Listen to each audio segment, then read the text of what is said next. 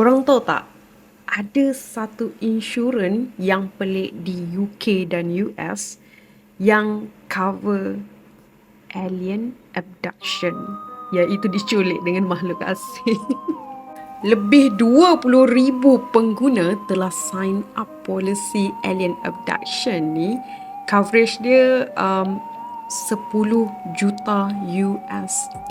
Florida Saint Laurent telah menjual lebih 20,000 polisi ni yang dia hanya bayar untuk lump sum sekali seumur hidup saja, around $20 macam tu.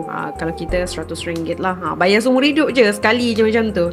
And surprisingly dah 2 orang dah claim insurans ni. Korang percaya ke tak?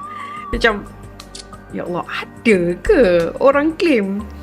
Cara nak claim, kena dapatkan bukti.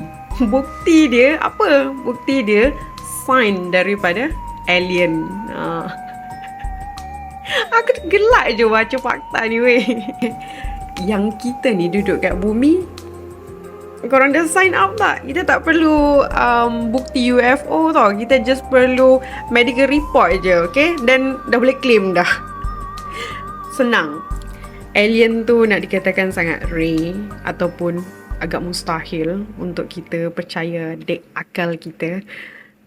Tapi satu benda yang kita tahu adalah kematian, kemalangan, penyakit tu pasti. Jadi why not kita ambil perlindungan untuk diri kita dan juga keluarga kita.